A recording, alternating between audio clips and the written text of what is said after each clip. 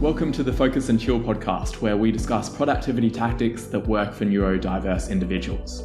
Every episode, we interview guests with lived experience of neurodiversity who also have a solid productivity and habit game, and pass the learnings on to you, our wise and benevolent audience. We're your hosts, Jeremy and Joey. I'm Joey, and I coach creatives to get moving on their most ambitious projects through the power of solid habits and strong focus. I'm also a perpetual student of psychology and perpetually on a quest to a one-armed chin-up. And I'm Jeremy. I'm a neurodiverse software developer turned startup founder building habit and focus software for people with ADHD. My cool party trick is leaving parties early so I get to sleep on time to do my 3-hour-long morning routine. The Focus and Chill podcast is brought to you by FocusBear, a habit and productivity app that makes healthy habits and deep work the path of least resistance. If you have a tendency to check emails or scroll through Instagram first thing in the morning, but long to develop a meditation and exercise habit first thing, FocusBear can help you. The app blocks distractions on all your devices and guides you through your habits one at a time. Throughout the day, FocusBear assists you to stay in deep work by blocking websites and apps that are unrelated to your chosen focus mode. Life's not all about work though. You'll be prompted to take regular breaks to rest your eyes and stretch your muscles. At the end of the day, FocusBear helps you switch off. Work-related apps get hidden so you can unwind and sleep well. Check out the app by going to focusbear.io. Welcome to episode 22 of the Focus and Chill podcast. We're thrilled to be joined by Andrew Simpson today, who is the founder and CEO of Either Automation Inc., a Zoho expert based in British Columbia, Canada. With a passion for Zoho's efficient systems, he transitioned from being a partner to focusing on development. Andrew has a diverse background, having previously worked as a marketing manager at Kingman Industries, where he doubled the company's monthly revenue in 6 months. He also co-founded 80/20 Media, implementing social media marketing strategies for clients. Welcome to the show, Andrew. It's great to be here. Thanks for having me. Thanks for coming on. To start off with, could you tell us a bit about your experience with neurodiversity? When did you realize that you weren't neurotypical? Well, I was diagnosed with ADD when I was like 18 or 19. I kind of always suspected, it was very, very hard to pay attention for long periods of time. I'm very surprised I graduated high school. I think that goes to show not good study habits or ability to stay focused, but I was very smart, and so I lucked out with high school. But I was diagnosed in, I was 18 after I dropped out of university, or 18, 19 after I dropped out of university. After I realized something seriously wrong here, because when I can focus, things go very well. I can't focus really well. The other part of that is I learned, I think, more recently, right after I watched the video from that guy.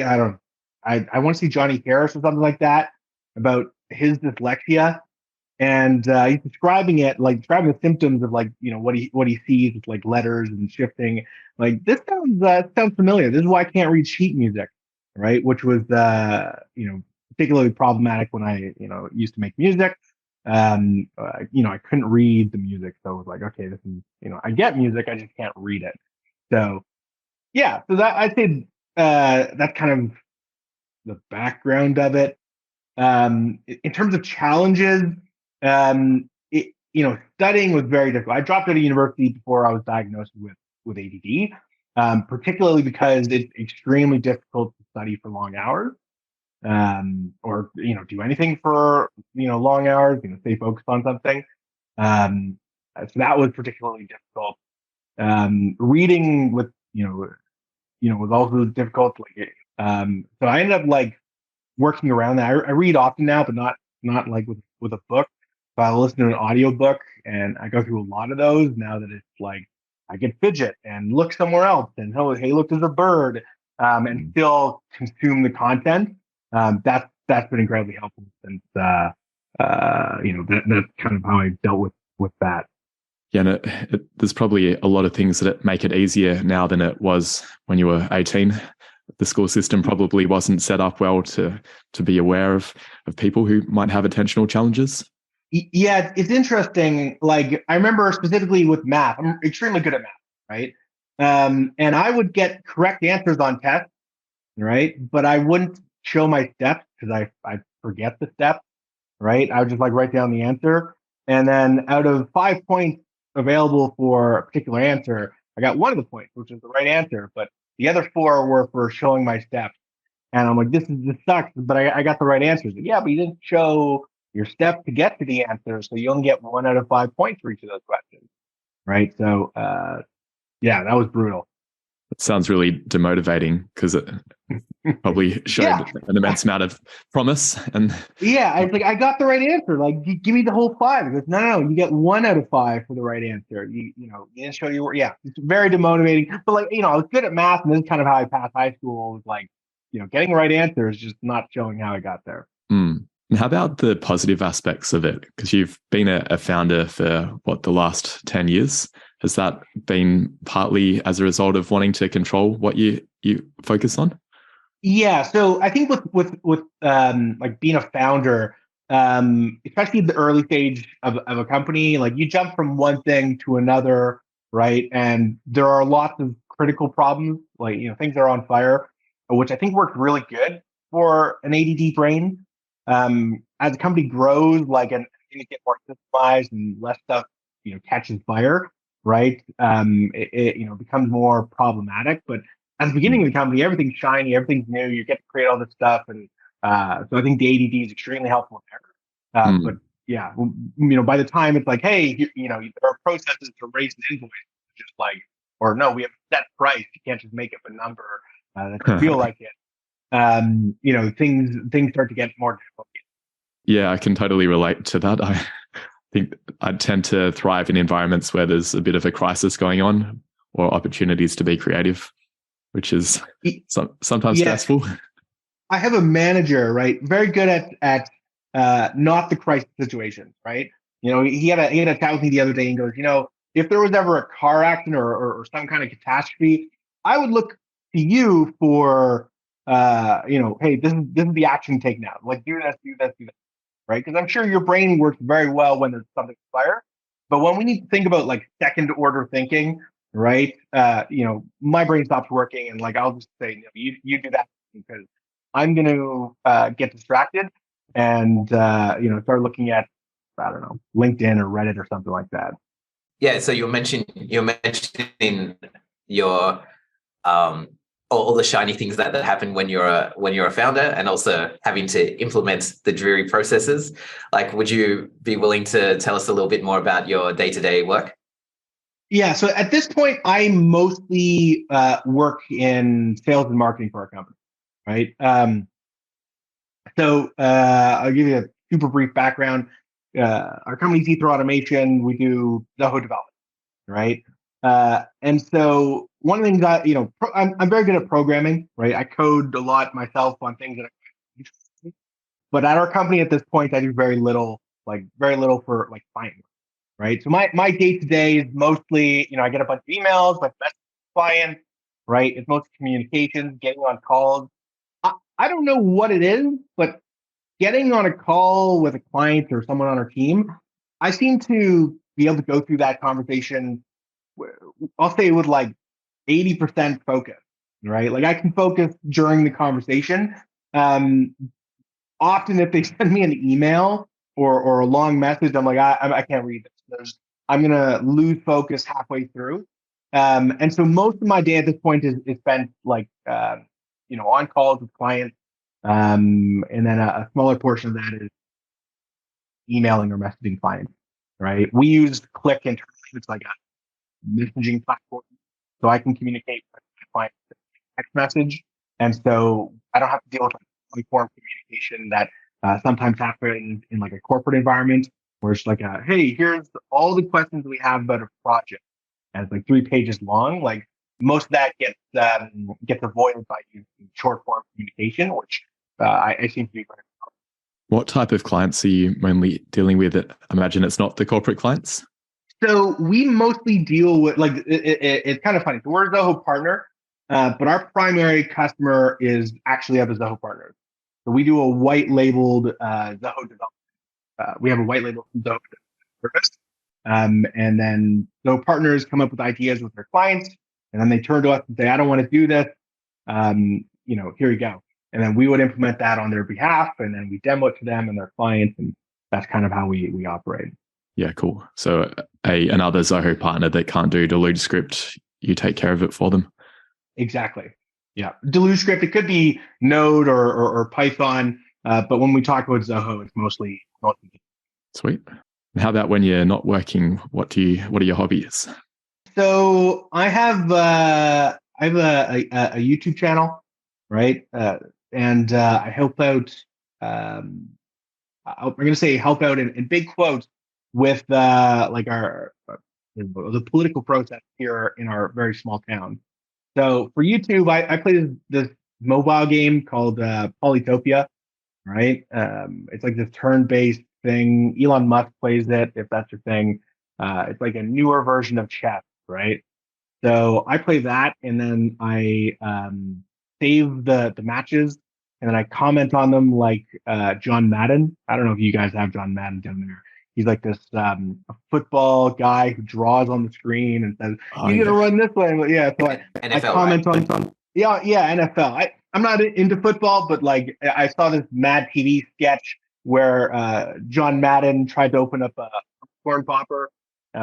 Anyway, it makes sense when you connect all the dots. But I comment on my Polytopia matches as John Madden, and I put that on YouTube. If it's not that, I watch, like, I'm in a very small town on Vancouver, huge area, very small population, and so we have town council, and so I watch the town council meetings, and then I provide alternatives for like how they plan on spending taxes, right? So recently I put a proposal to council members about they're doing something with electric garbage trucks, and I'm like, oh, actually, if you do it this way, you can drop everyone in town's taxes $13 instead of raising it $180.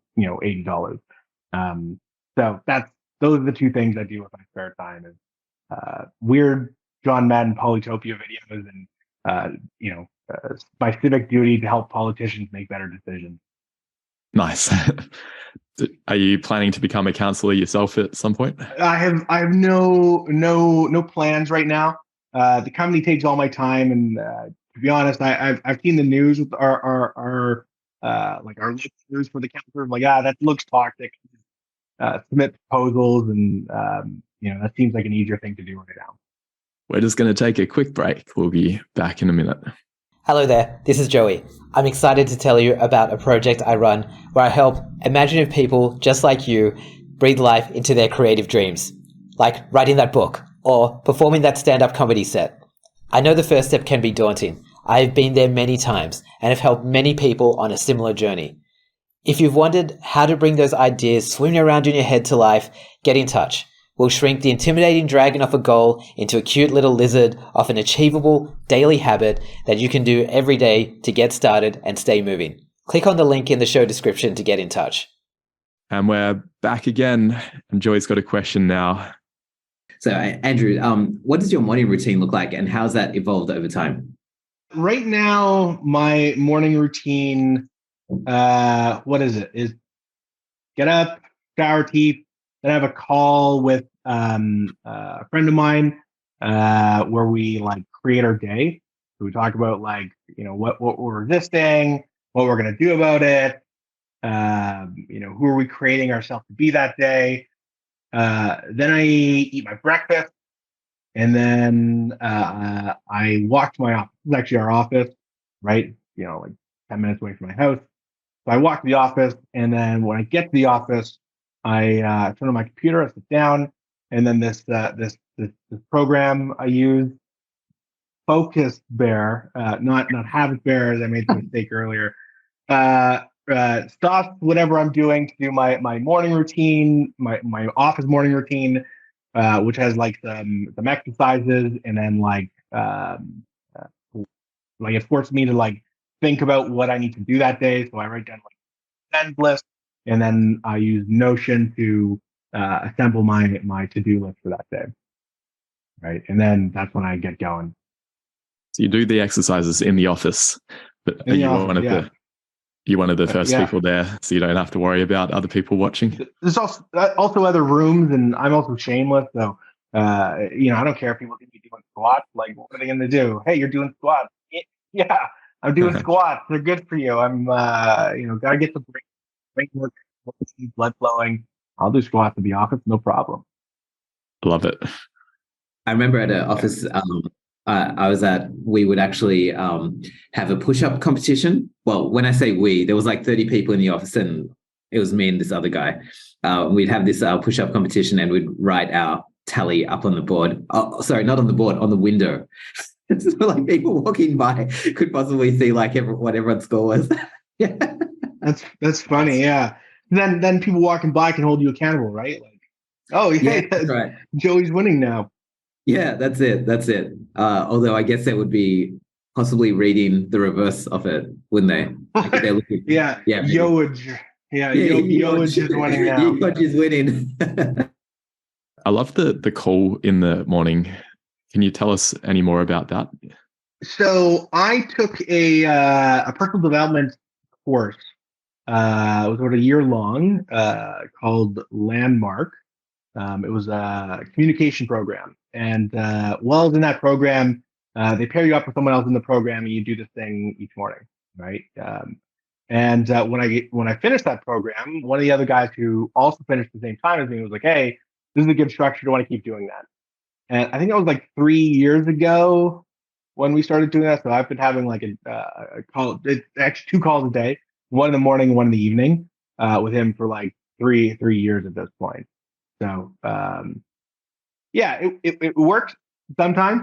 Other times, like the day hits you, and suddenly like all those things that you're planning to be and do that day, it's not happening. Like I'm, back to your grumpy self, and oh, I was planning on being really in communication with people. Now I'm not replying to emails because I don't want to deal with these people anymore. Right. So yeah, that's kind of how it started, how it's going. But I imagine there's more days where it helps than it doesn't if you've been doing it for 3 years. It sounds really powerful. Yeah, like it's really easy to like identify, like, okay, what am I actually resisting today? Like, what do I not want to do, or like I'm avoiding doing, that kind of thing. And so you language it, and then at the end of the day, like, did you do it? Did you deal with that thing you were resisting? Right. And it kind of sucks going to the end of the day and then going, oh, I didn't do that thing. And it's like, oh, but you said you were going to do that thing in the morning. Yeah, it's the evening now. I know you got to deal with that thing. So it's kind of this like nice accountability. Yeah. And great that it's a peer-to-peer system. Probably makes it easier to be vulnerable when the other person is going to be vulnerable too. Yeah, again, we've been doing this for a while. I'm not going to go into his life, but like, lots of life moments happen, over there and over here, and so we're very much aware of what's going on with the other person. So you do your morning routine. You've done your to-do list and you've set the intentions for the day. What do you do to optimize your productivity for the rest of the day? I keep score, right? So I mentioned like that to-do list that I put together in Notion, right? So all those things, like I have no problem coming up with a list of things to do, right? Like it's very easy to go, oh, and this and this and this. Oh, and I need to do this and this, and like it never ends, right? And so the tool kind of helps me identify what's important, right? By like the value per hour, right? So at the if I'm ever like not doing something, I look at, hey, what's the most value per hour thing I could do, and I don't have to then think of that thing. I just look at, oh yeah, it's already scored, and so at the end of the day, then I can see, oh, you know what worked today was going for lunch early, um, you know I don't know, not having so many meetings or whatever that is. And then over time, I like optimize it. So like at the end of my day, I click a button and then it grabs all the things I did that day, and then it has a score for like the value of those things and the amount of hours for them. And then I take a bunch of notes about like what worked, what didn't, and where I can improve, and then I just kind of build those into what I'm doing the next day, right? But I think the big one for me in terms of optimizing productivity is just like dump all the things I need to do, and then have this thing sort by the most value per hour. Yeah, Andrew, like when you're talking about value per hour, like my mouth started frothing because that is something that I am really something that I'm trying to calculate for myself. I call it like a leverage score. So it's basically like if I work on this thing for like an hour, will it give me more like bang for my buck than this other thing? And so like I'm not sure if it's your secret sauce or anything, but like could you share with the audience any more details about like how you come up with that, like a calculation for value? Yeah. So let's say I dump a bunch of to do items into this list, right? If I rank them in terms of value between 1 and 5, right? 5 being high value, 1 being low value, right? It's kind of arbitrary, but we just say it's a score of 5. Then I dump in to another field to say, okay, I think it's going to take an hour. This is going to take an hour. This is like 5 minutes. It's going to take 5 minutes, right? And then it just divides the value by the hour, right? And then sorts it, right? And so, certain things that may be, like closing a sale, maybe, 4, right? Because that provides a lot of value. And that may take 30 minutes. But there may be something else that's, like this internal project I'm working on for my emails. That may be a value of 5. It's going to take an hour, right? So that's not getting and so that's kind of how I organize, prioritize that, is just using a simple math of going, okay, what's the impact of this time? Does the value factor in urgency as well? It doesn't, right? Which, I think that's where the ADD brain kicks in. If something is urgent, it just gets dealt with sooner because the brain's, urgent, shiny thing right now. So it doesn't factor in urgency, just importance. So there is some, probably some glitches in the system. Ultimately, I'm picking the thing I'm working on. But if there's nothing urgent, I just start at the top of the list and work my way down. I think I could benefit from that because I do my list and I sort of try and follow the Eisenhower matrix, but I think this approach of actually stack ranking them, it makes a lot of sense. I used to spend a lot of time like writing to-do lists on pen and paper, right? And I'd plan out my week and I'd sort it by like marketing and operations and sales and admin and HR and all these things, right? Then I have a list of all these things to do, and then I feel like working on marketing, right? But like they're not sorted. There's a lot of things to do. I've tried the Eisenhower matrix, and everything is either important, right? There's nothing that's not important, right? And so like, okay, what's the line between important and not important? No idea, right? So that became like very difficult for me to stay on top of. This one, like I still sort tasks, like, it says whether it's for marketing or for sales or whatever, right? I still sort them that way, but it's only if like, I'm on a good sales day, let's only do sales tasks now, right? And not necessarily like Eisenhower matrix kind of thing. Does that make sense? Okay, so it factors in your current energy levels and where you feel you have flow as well. Yeah, well, that more happens at the end of the day. I mentioned I click that button, which then calculates, the hours and the points that I got, right? So I then factor in like, okay, how irritable am I?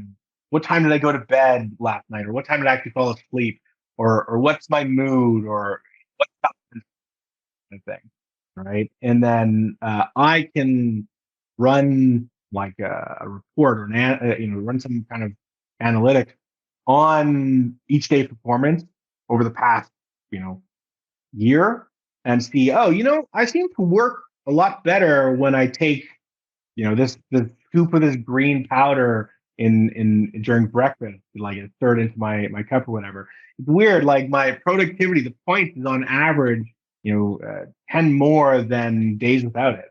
I should really buy that stuff again. Or, hey, I think I work a lot better when I'm not upset. Weird. It's so strange how that works, when your brain is not mad, like you get more done. I should really like take time off or go for a walk or something like that. And so that's kind of where the feedback comes into play is as I do more of these like end of day reporting, I can then say, oh, okay, I'm upset, or if I'm tired, I should just call it a day, or, go for a walk or whatever that is. And it's funny, Andrew, that you mentioned that like you were saying, oh, it's funny how like when I'm mad that I don't get so much stuff done. I think it might have been the other way around. I can't remember. But like I think I find that when I'm mad, I tend to get more stuff done. Or if I'm a little bit like got a bit of a low mood, I think I'll be less likely to want to go outside and go for a walk. I think I'll just be more inclined to just like sit at my desk and just like like with darkness over my head, just like start hacking away things. It's interesting. Like I get the impulse for it to be that way, and like maybe that again, maybe that's true for you. Yeah. One of the things I learned through the Landmark program is like there's a huge gap between what you think works, right, and the reality of it. And this is why I started measuring. It's like I really like. You're right. I used to think that like I code better or code faster when I'm mad, because like I'll be mad at the computer and I'll just code faster, right? And when I started measuring it, like it's not true. Like it's like I look at like what I get done in a day when I'm mad versus what I get done in a day when I'm in the zone, right? Like and I'm like, oh, there's a huge difference, right? Because I'm like my brain does some things very well, but like I don't think it's particularly good at objectively looking at how productive I was. I'm like, I might as well keep score and have the computer do it. Yeah, and I find there's a negative productivity hit associated with being mad for me that I tend to communicate in a grumpy tone to other people, and that then negatively impacts their productivity. But yeah, and all trickles. And when you're working with a team, like that's huge, right? Like if you're in a bad mood and that makes them having a bad mood, and everyone has low productivity, like you're not just sacrificing your own productivity, like you're sacrificing your team's productivity. You might as well take 10 minutes off, go walk, because otherwise you're going to ruin a lot more than 10 minutes by being grumpy to a client or a team member or something like that. Yeah, that's a really good habit. It's great awareness and a good like habit as well to basically say, okay, I know I'm not like in my most resourceful state. Instead of like coding angrily and doing it quickly, and maybe like putting a whole like also coding quickly a whole bunch of bugs into your program as well. It's you take some time away. So that's a really great habit. I'd like to actually ask you about some bad habits that you have or have removed from your life. Can you tell us a bit more about that, Andrew? I used to swear a lot. Like it was every third word. Like it was yeah, I can't exaggerate it enough. Like it may have been every third word. It got so bad. There were some customer facing documents we had, right? The one that comes to mind, we had a process map where we were managing something that was going wrong in automation. And the process map was called unfuck and then the client name, right? And so we spent all this time working on this process map, like, okay, let's get on a call with the client, make sure they're on the same page. And I share my screen and start going through it. And I'm there, my account manager's there, and the CEO of their company's there, and marketing. And I'm sharing my screen, and like we're 15 minutes in, and the head of marketing starts to laugh. What did I say? He goes, is the title of that document unfucked DBA? I'm like, yeah. Because that's hilarious. That is so funny. It was great that he found it really funny, right? But it could have been disastrous. Like if that was a nonprofit or some government organization, like we're losing that contract, we're getting blackballed. So we got lucky that one. But an employee of my, I don't have a problem with it. And no one's told me that they have a problem with it. But we swear a lot at this company, right? And And that's because you swear a lot at this company. And so we ended up, implementing policies around swearing, which I also had to adhere to because it's a company-wide policy. And then over time, that the impulse to swear all the time kind of went away. But that's probably like one of the things I had. It was a lot. Like at one point, an investor was, you might want to dial that down. Like I get the occasional swear, but it's a lot. So that's probably the really bad habit I had.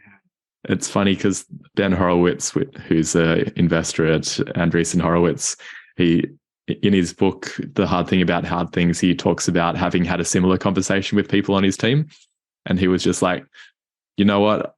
I'm not going to change. I think it's healthy. It creates an environment of constructive criticism. And we encourage people to be hard, tough-skinned and something like that. But I suspect that at least in an external facing environment, it's probably good to not be using it.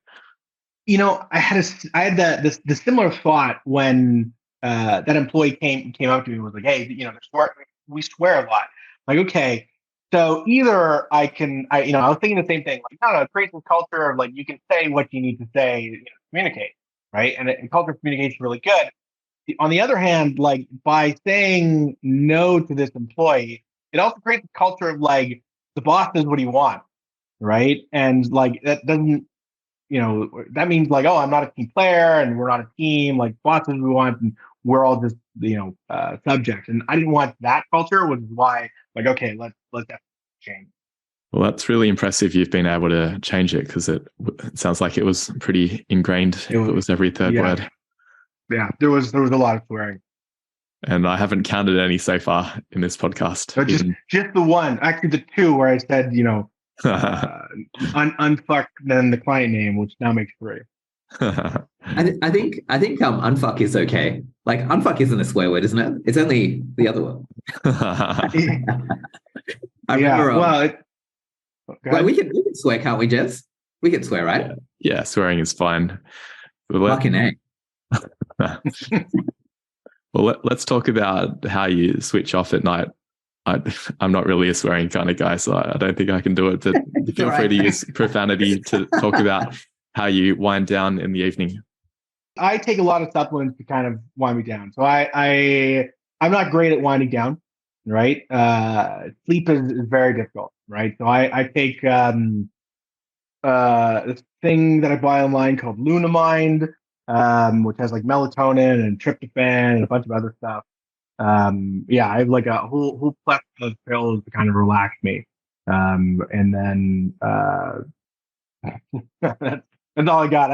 I'm not really a wind down kind of person. Like I wait for the up knock me out, right? Because without it, like I'm just staying awake until it's too late for the next day. Mm. When do you take the Lunamind at a consistent time? 9:30, my alarm goes off to go and grab it. So I get up and go grab it, and then it kicks in like 20 or so minutes, and then I somehow stumble into bed. Yeah, right. But every day 9:30. If I do it any later, I'm like groggy in the morning the next day. So like if it's 9:20 and I'm not home, like I start getting antsy. I'm like, no, I don't want to be groggy tomorrow. So yeah, that's how it works. I have noticed if I take it at 10, like first hour or so is much more difficult than normal. Yeah, okay. What time do you normally get up? My alarm goes off at 6:30. I then check social media, check my email. I don't answer any of the emails, but I didn't mention this in my morning routine. Like I lay in bed and scroll for 30 minutes, and then I get out of bed at 7. Yeah, right. I have to get you the new version of Focus Pair, which can block social media on your phone. I've tried that. Not Focus Pair, the mobile version of Focus Pair, but I've tried not looking at it in the morning. And I didn't like it at all. Like I ended up just like sitting on my hand for time in the morning. Like I guess I can go for a walk, but I don't know. Like I'd have to completely restructure my morning if I'm not doing that, which I think is the harder part not looking at social media like for that period is like, oh, I now have like an extra 30 minutes to do something with. And that's, I could find another habit in there, but if it's first thing in the morning, I don't know how awake I'm going to be. So yeah, I'll try the new version of Focus Pair though. Maybe cold shower, do some.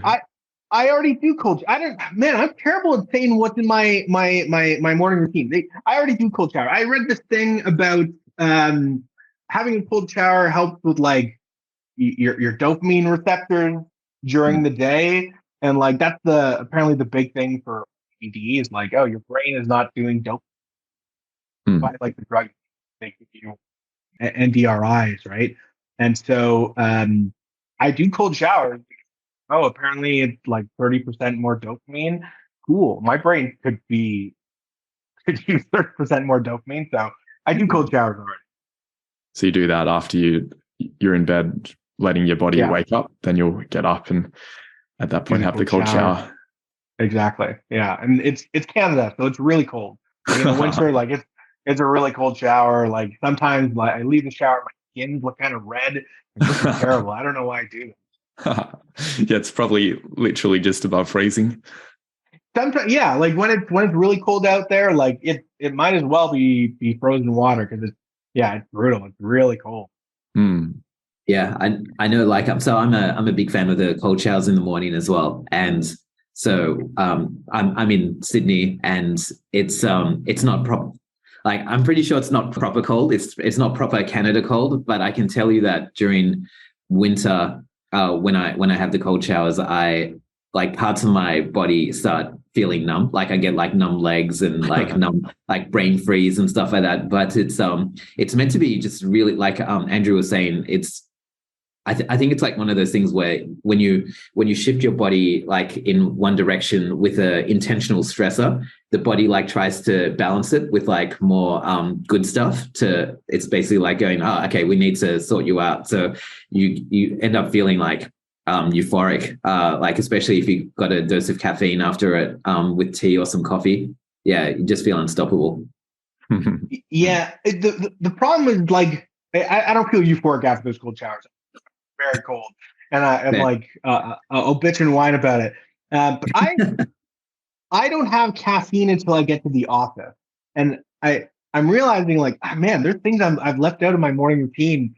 Like there's a lot that I left anyway. So when I walk to my office, that's actually where I take pre-workout, right? Because again, read this thing about cortisol, and if you can delay the caffeine, right, until a little further in your day, your mornings won't feel as groggy.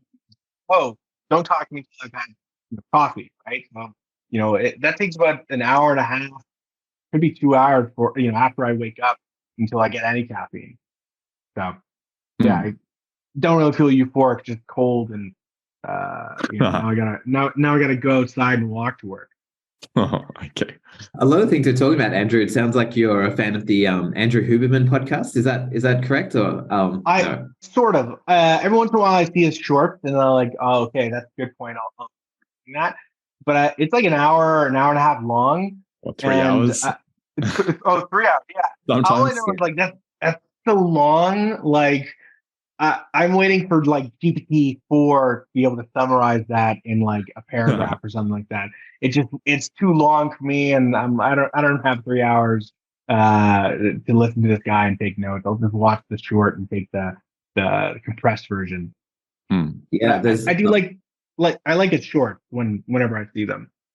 Yeah, his shorts are really good. So, like, there's actually a YouTube channel. I'm not sure if this is what you're referring to, Andrew, but there's a YouTube channel called Huberman Shorts, which seems to be pretty good. And he's on Instagram as well. And there's like a lot of shorts that he posts as well on there. So, yeah, it's I think his stuff is really good as well, but very long and very dense. So it's can be difficult to keep up. Yeah, I may have seen the shorts on YouTube. I have an app on my phone. I don't know the name of it, but it blocked Instagram for like 80% of my day, which I completely missed when he asked about, hey, what kind of tools you use. Like, it blocked Instagram, it blocks Facebook, it blocks, your Reddit, and a bunch of other things. So I just don't end up looking at anything on Instagram. One last question with the evening routine. Sounds like, are you getting basically 8.5 hours of sleep? Yeah, I don't flex on that. If someone's like, oh, stay up a little later, it doesn't matter if it's a weekend. Like, no, I take my Lunamine at 9:30, right? And then I go to bed around 10 and fall asleep by 10:30, and I'm not negotiating. Like, 'cause if I miss, half an hour of that, like, my performance drops the next day. And I know this because I track that, right? So, I went to bed at 11. Why was my performance so bad? Oh yeah, no, I went to bed at 11. That makes sense.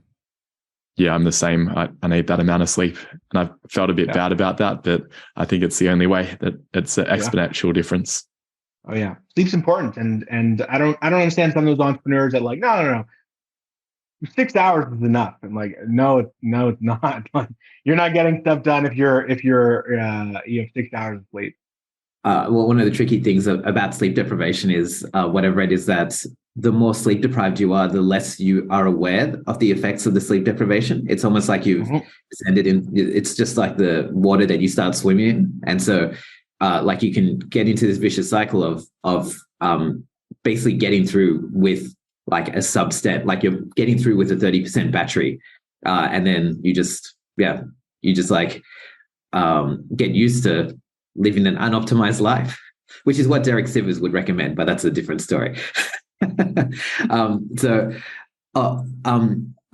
terms of resources and books and philosophies like apps, sensory toys, what do you find helpful in productivity and habit formation?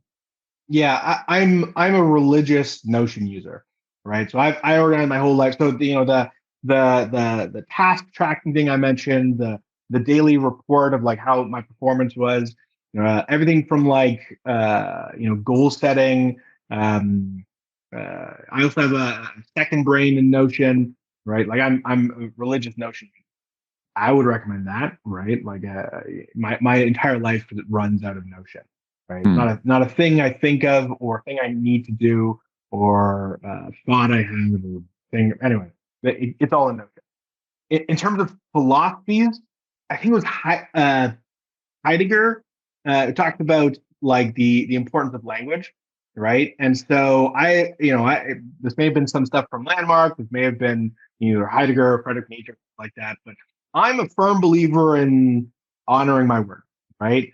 And that's now again that may be somewhat toxic, right? Because like if I say X Y Z, like that's a promise, even if it was an offhand comment, like that's a promise, I have to do that now, right? And so in terms of how this kind of helps with productivity, I don't know if it's good for productivity, but it's good for output, right? So it doesn't mean I'm more, outputs per hour, but I'm delivering the total output that I promised, right? And so in terms of philosophy, like that's the most important one, I think, is just like what you say is a promise, and you now need to do it.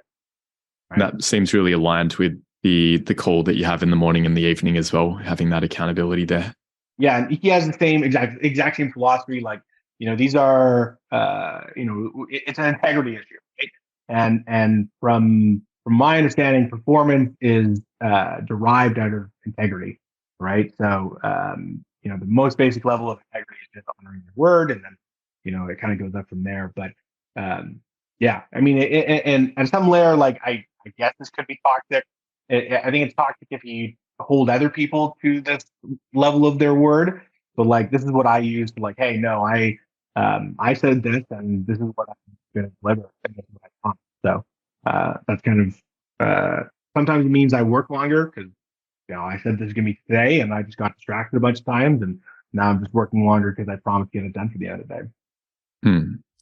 Yeah, makes sense. With the Notion templates, are they shareable? My personal ones are not shareable, only because I don't know how to like. I have to template them in a way because right now it has all my data. I do have a Notion template that I'm selling on Gumroad, and it is a thing to plan your grocery shop, right? So like you pick what you want to eat that week, and it knows what's in your fridge, and then it says, hey, here's your grocery list, and here's how much that's going to cost you, right? So that one's downloadable. Awesome.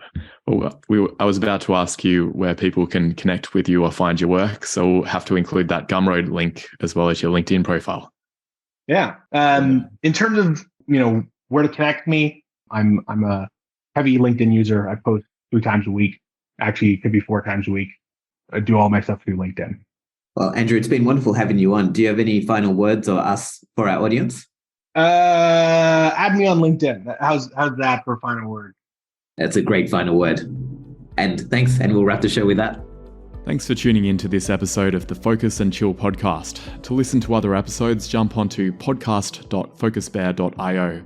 If you'd like to be a guest on the show, or you know someone who'd be a good fit, email us at team@focusbear.io. Otherwise, stay focused, stay chilled, and peace out.